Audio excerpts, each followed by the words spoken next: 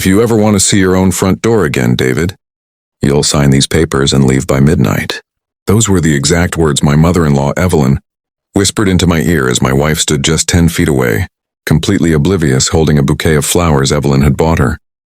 Evelyn was smiling at her daughter, but her eyes on me were cold, calculating and victorious. She thought she had stripped away everything I had worked 15 years to build. She thought I was going to pack a bag, cry in my car, and disappear into the night. What she didn't realize was that I wasn't leaving out of fear. I was leaving because I had just realized something that would change everything. Welcome back to the channel, everyone. Before we dive deeper into this wild journey, please take a quick second to hit that like button, subscribe, and turn on all notifications. It really helps the channel grow and you won't miss a single story of justice. Now let's get back to the night my life blew apart. To understand how I ended up standing in my own hallway being evicted by my wife's mother, you have to go back 3 years. My name is David. I'm a structural restoration consultant. Basically, I fix broken, historic, or unstable buildings for a living. I met my wife Sarah 6 years ago. She was kind, sweet, and quiet, maybe a little too quiet when it came to her family. Her mother, Evelyn, was a force of nature, a woman who wore expensive pearl necklaces paid for by a string of failed business ventures and ex-husbands. Evelyn viewed everyone around her as either a financial asset or an obstacle. When Sarah and I decided to buy our first home, we found a magnificent, run-down Victorian property on the outskirts of town. It had magnificent bones, wraparound porches, and 3 acres of land, but it was practically falling apart.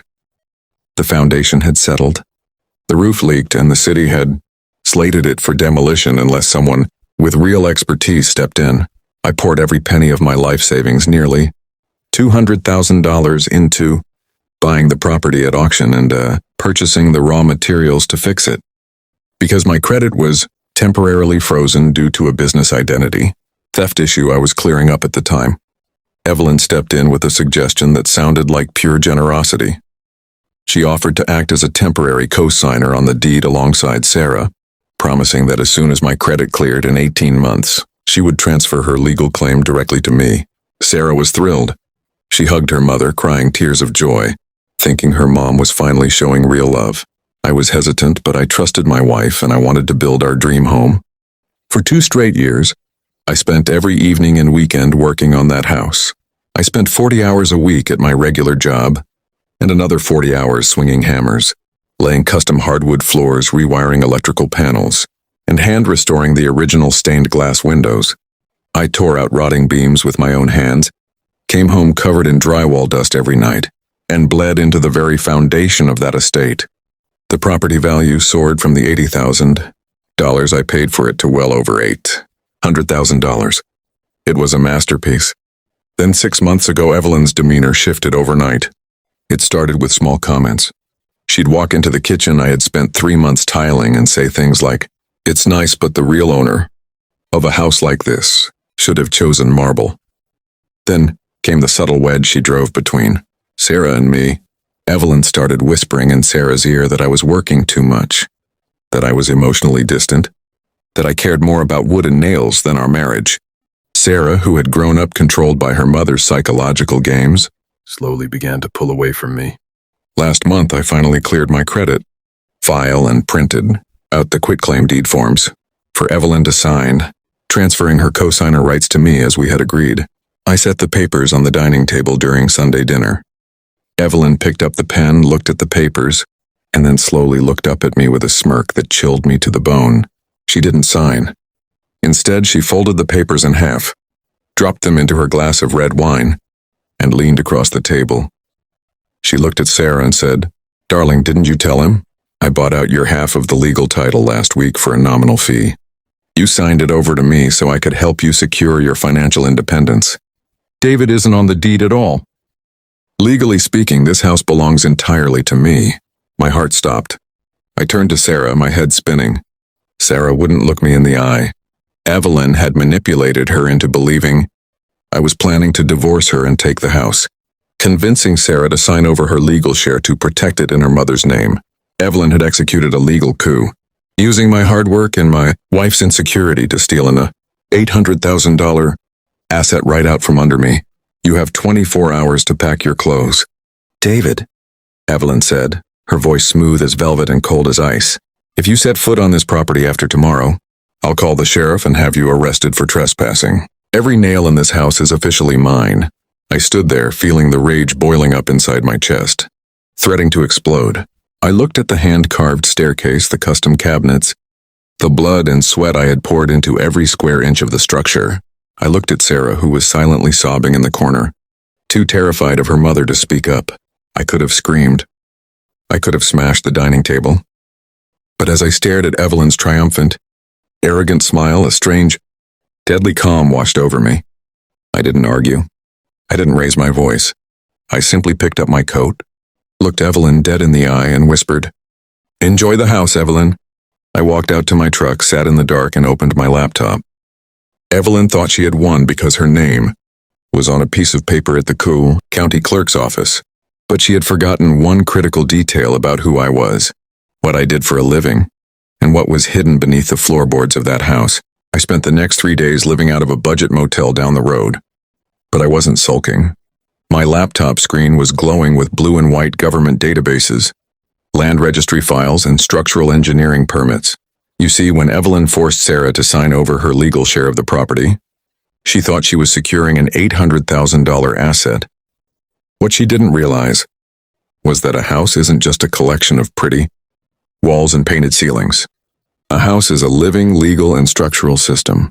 And as a master structural consultant, I knew details about that property that weren't written on any standard deed. When I first bought that ruined Victorian mansion, the city had placed a conditional historic preservation lien on the title. It was a legal clause hidden deep in the municipal housing code. Any major restoration work required approved architectural permits, signed by a licensed structural engineer, or the city would declare the building unsafe for human habitation and levy massive daily fines against the deed holder. For 2 years, I had held those permits in my own personal LLC's name, personally guaranteeing the structural integrity of the home. The moment Evelyn officially took sole ownership of the deed, those permit obligations automatically transferred to her as the sole legal owner. But she had no idea they existed. She thought she just owned a gorgeous turnkey mansion.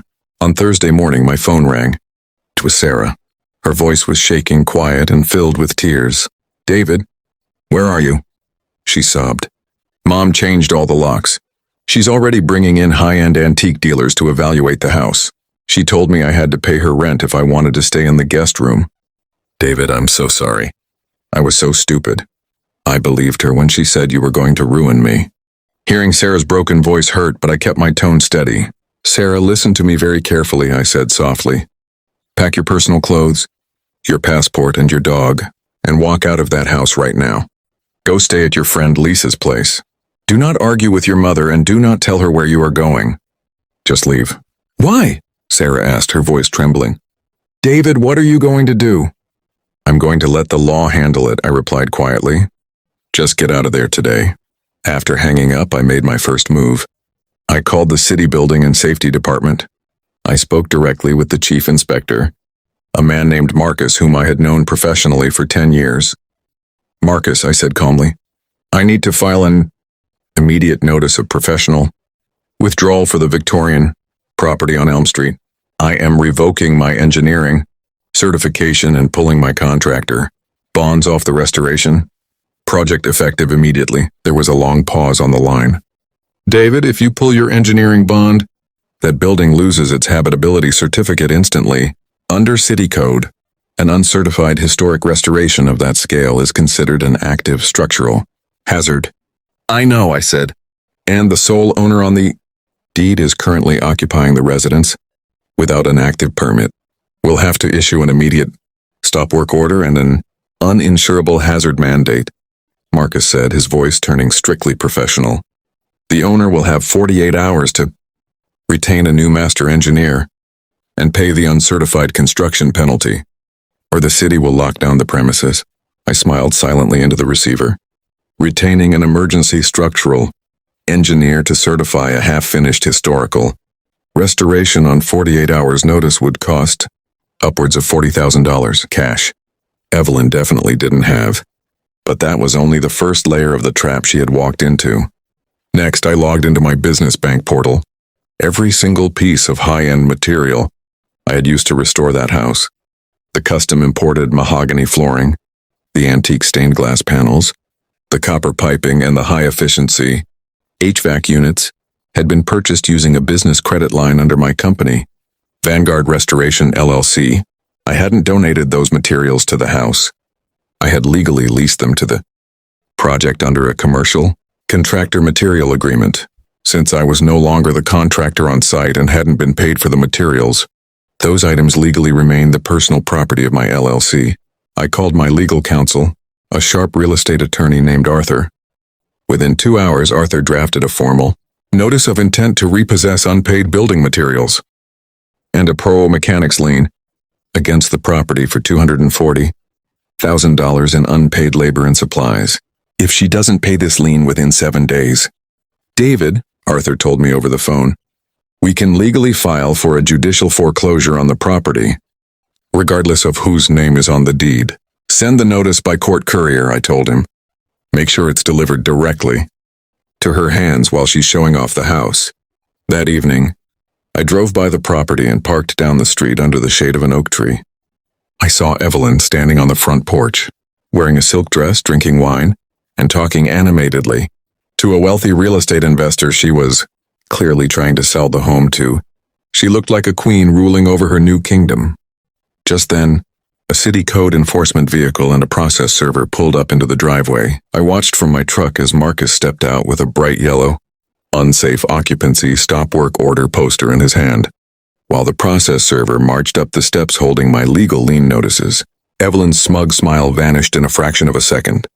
She started screaming at Marcus, waving her hands wildly, but Marcus calmly slapped the bright yellow notice directly onto the hand-carved front door I had spent 3 weeks restoring. My phone started buzzing instantly. It was Evelyn. I let it ring. She called again, and again. Then came the text messages, escalating from furious threats to sheer panic. "Well, what did you do? Call me right now, you loser." "You can't do this. David, answer me. There are officers here threatening to fine me $5,000 a day." I sat in my truck, took a slow sip of my coffee, and typed back a simple 8-word response. "Every nail in that house is officially yours." I put my phone on silent, put the truck in drive, and pulled away into the night. But Evelyn still had no idea about the final twist I had saved for the very end.